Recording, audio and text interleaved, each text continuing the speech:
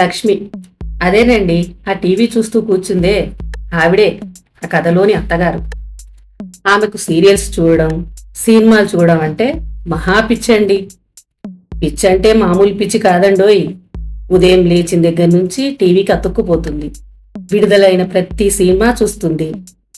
ఇలా ఎలా చూడడం కాదండి, ఇంటి పక్కన వాళ్ళతోని, ఫ్రెండ్స్తోని, వయసు తారతమ్యం లేకుండా పిల్లలతోని, చివరికి వాళ్ళ ఇంట్లో పనిచేసే పని మనిషితోని, బంధువులతోని కూడా వెళ్తుంది.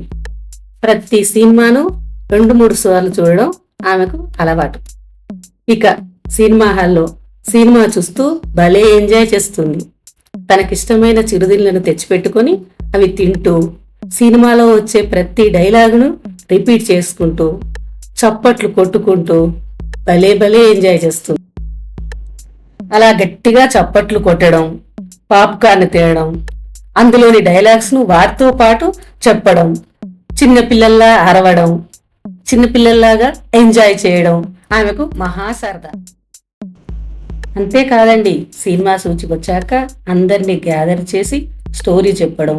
అదే కాదండి, సినిమాలోని పాటలు, డైలాగ్స్, డాన్సులు అన్నీ చేసి చూపించడం, అందులోని పాత్రలను పోల్చి ఎంజాయ్ చేయడం ఆమెకు అలవాటు.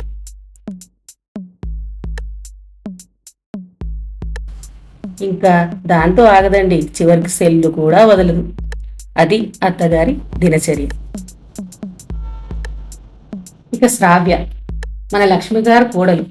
అందమే కాదు, మంచి గుణం, అందరితో కలిసిపోయే మనస్సు కల అమ్మాయి. ఎవరితో ఎలా ఉండాలో తెలిసిన తెలివైన అమ్మాయి.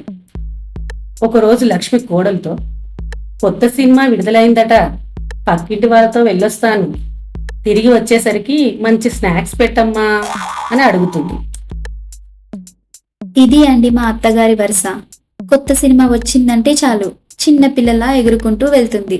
సినిమా పేరెత్తితే చాలు పూనకం వచ్చేస్తుంది.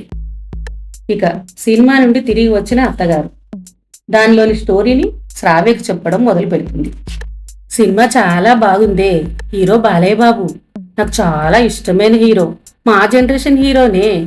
ఇంకా చెప్పాలంటే బాలయ్య బాబు అంటే పడి పడి చచ్చేంత ఇష్టం. ఇంకా మీ మావయ్య కంటే కూడా మహా ఇష్టం. మీ మావయ్యకి చెప్పమాకే, ఫీల్ అయిపోతాడు.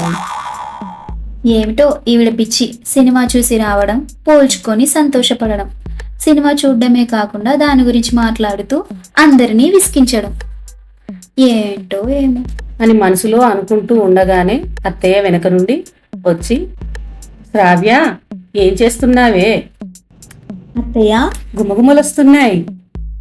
అత్తయ్య మీకు ఇష్టమని లడ్డూలు చేస్తున్నాను. ఇదిగోండి టీ కూడా పెట్టేశాను, తీసుకోండి. మీరు బాగా అలసిపోయి ఉంటారు, ముందుగా టీ తాగండి. తీసుకోండి అత్తయ్య. ఇలా ఇవ్వమ్మా. తీసుకోండి అత్తయ్య. బంగారు తల్లివే నువ్వు. అదేంటత్తయ్య అలా అంటారు? టీ పెట్టడం కూడా పెద్ద పనా ఏంటి? మీరు మరీ పొగుడుతున్నారు నన్ను. అవును, విషయం ఏంటంటే ఎప్పటి నుంచో నిన్నొకటి అడగాలనుకుంటున్నా, అడగనా? అదేంటంటే శుభలగ్న సినిమాలో ఆ హీరోయిని ఏంటత్తయ్య ఇప్పుడు కూడా మీకు వచ్చింది ఆ సినిమాలోని డౌటేనా? సరే అత్తయ్య, అడగండి, ఏంటా విషయం? అవునే, ఆ సినిమాలో హీరోని వాళ్ళ భార్య ₹1,00,00,000 అమ్మేస్తుంది కదా. అట్లనే ఎవరైనా వచ్చి 2 కోట్లు ఇస్తామంటే మీ ఆయన్ని ఇచ్చేస్తావా మరి? ఏంటత్తయ్య అలా మాట్లాడుతున్నారు? నేనెందుకు ఇచ్చేస్తాను? 2 కోట్లకి అమ్మేసే అంత పిచ్చిదానిలా కనిపిస్తున్నానా మీకు? నా గురించి మీకు తెలీదా అత్తయ్య? అయ్యో, నాకు తెలిసే, నువ్వు నా బంగారు తల్లివి. నా కొడుకు నిన్ను చేసుకున్నందుకు చాలా అదృష్టవంతుడు, చాలా చాలా అదృష్టవంతుడే. అంటే 5 కోట్లకి ₹1 కూడా తక్కువ తీసుకున్నత్తయ్య, మరీ 2 కోట్లంటే? ఒసే, ఏం మాట్లాడుతున్నావే? నీ గురించి తెలిసి నేను అడిగాను చూడు, నాది బుద్ధి తక్కువ. అబ్బో, ఎంత గడుసుదానివే. ఏంటే నాతోనేనా పరాచకాలు? అంతే కదత్తయ్య, ఒకటి ఉంటే ఒకటి ఫ్రీగా కూడా ఇచ్చేస్తాను. ఏంటే? మీ కొడుకుని కొంటే మిమ్మల్ని కూడా ఫ్రీగా ఇచ్చేస్తానత్తయ్య. ఆ, ఊరుకోండి అత్తయ్య, జోక్ చేశాను. సరదాగా ఉండమంటారు, ఉంటేనేమో తీసుకోలేరు. ఏంటే నీ జోకులు? అంటే మీరు చేస్తే జోకు, నేను చేస్తే కాదా? ఆ. నవ్వండి అత్తయ్య, నవ్వండి అత్తయ్య. అవునా?